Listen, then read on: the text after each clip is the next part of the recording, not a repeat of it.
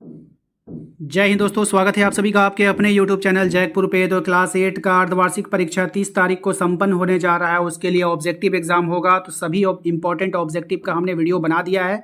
Link जो है playlist का डिस्क्रिप्शन में भी है और वीडियो के लास्ट में भी आपको दिखेगा, तो वहाँ से आप अपने सभी वीडियो को देखकर परीक्षा की तैयारी कर लीजिएगा। तो चलिए समय ना बर्बाद करते हुए क्लास को शुरू करते हैं, और ये इसका सेट 4 होने वाला है। तो चलिए पहला सवाल। सबसे पहले सवाल में कहा गया है कि पद की पहचान के रचनाकार कौन है। तो पद की पहचान के जो रचनाकार है हरिवंश राय बच्चन, ऑप्शन सी। ठीक है, पद की पहचान किस विद्या में है। तो पद की पहचान जो होगा एक कविता है। क्या है? कविता है। कवि हमें क्या सलाह देते हैं। जो कवि हैं वो हमें कौन सी सलाह देते हैं। तो वो जो हमें अपनी राह चुनने की सलाह देते हैं। नेक्स्ट है आपका बटोही का शाब्दिक अर्थ क्या होता है। तो बटोही जो है उसका शाब्दिक अर्थ यात्री होता है। बाट किसका पर्याय शब्द है। अब बाट जो होगा वो रास्ता का पर्याय होगा। ठीक है, याद रखिएगा। नेक्स्ट है सरित गिरी गह्वर में कौन सा अलंकार है।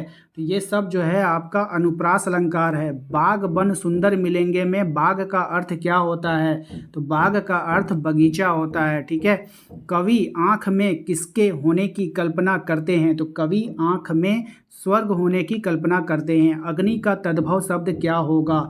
तो आग होगा। ठीक है, उन्मुक्त का पर्यायवाची कौन है। तो उन्मुक्त का जो पर्यायवाची होगा वो होगा स्वतंत्र। क्या होता है? स्वतंत्र होता है। चलिए अगले सवाल पे आते हैं। अगला सवाल है हमारा कि बड़े भाई साहब की कहानी के लेखक का नाम क्या है। तो बड़े भाई साहब कहानी के लेखक का नाम क्या है? प्रेमचंद है। लेखक के भाई उनमें से कितने साल बड़े थे। तो लेखक के भाई जो थे उनसे कितने साल के बड़े थे।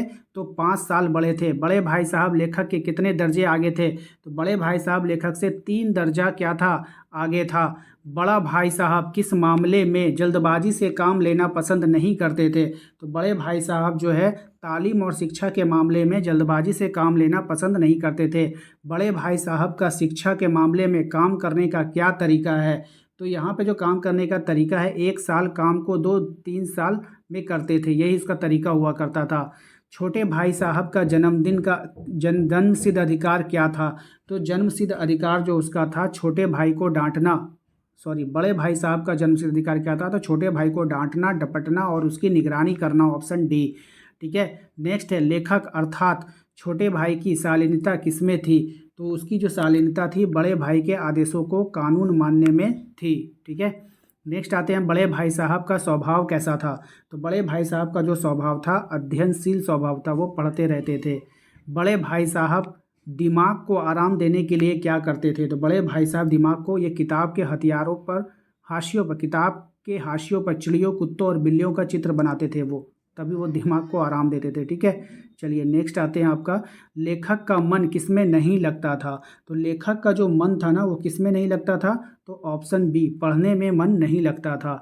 नेक्स्ट है आपका लेखक के प्राण कब सूख जाते थे। तो लेखक के जो प्राण थे वो जब कमरे में अपने बड़े भाई साहब को रौद्र रूप में देखते थे तो उसके प्राण सूख जाते थे। प्राण सूख जाना का क्या अर्थ होता है। तो प्राण सूख जाना का जो अर्थ होता है ना वो होता है बहुत ज़्यादा भयभीत हो जाना। सिर पर नंगी तलवार लटकना मुहावरे का क्या अर्थ है। तो सिर पर नंगी तलवार का लटकना मुहावरे का अर्थ होता है खतरा का अत्यधिक समीप होना। ठीक है, नेक्स्ट है आपका टाइम टेबल बनाने के लिए टाइम टेबल बनाने से पहले ही दिन से क्या शुरू हो जाता था। तो क्या शुरू हो जाता था? टाइम टेबल की अवहेलना करना। ठीक है, नेक्स्ट आते हैं रावण कौन था। तो रावण जो था वो भूमंडल का स्वामी था। कौन कौन किसे रावण का उदाहरण देकर समझा रहा था। तो कौन किसे रावण का उदाहरण देकर समझा रहा था। बड़े भाई साहब लेखक को समझा रहे थे। नेक्स्ट है आपका लेखक को कौन सा नया शौक पैदा हो गया था। तो लेखक को जो नया शौक पैदा हुआ था कनकौवे उड़ाने का। ठीक है, नेक्स्ट है आपका बड़े भाई साहब को छोटे भाई के मुकाबले किसका अनुभव अधिक था। तो यहाँ पर जो राइट आंसर हो जाएगा वो हो जाएगा ऑप्शन बी, दुनिया और ज़िंदगी का। ठीक है, नेक्स्ट आते हैं क्वेश्चन नंबर 19 में। कह रहा है कि दैव ना करे आज मैं बीमार हो जाऊं कथन में मैं कौन है। तो यहाँ पे जो मैं है वो बड़े भाई साहब हैं। हेडमास्टर साहब को कितना वेतन मिलता है। तो हेडमास्टर साहब जो थे उनको 1,000 रुपये का वेतन मिलता है। नेक्स्ट सवाल है आपका कि हाथ पांव फूलना मुहावरे का अर्थ क्या होगा। तो हाथ पांव फूलना मुहावरे का जो अर्थ है वो होगा घबरा जाना। दांतों पसीना आना मुहावरे का क्या अर्थ होगा? तो दांतों पसीना आना मुहावरे का अर्थ होगा अत्यधिक परिश्रम करना। ठीक है, नेक्स्ट है आपका लोहे के चने चबाना मुहावरे का क्या अर्थ है? तो इसका भी अर्थ हो जाएगा बहुत कठिन काम या फिर संघर्ष करना। ठीक है, नेक्स्ट है आपका कि तुम ज़हीन हो इसमें शक नहीं, लेकिन वो जेहन किस काम का जो हमारे आत्मगौरव की हत्या कर डाले? किसने और किससे कहा था ये कहा था लेखक ने बड़े भाई साहब से। किसको कहा था? बड़े भाई साहब से।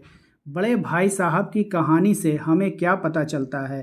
तो बड़े भाई साहब की कहानी से हमें पता चलता है कि हमें पढ़ाई आनंदपूर्वक ढंग से करनी चाहिए।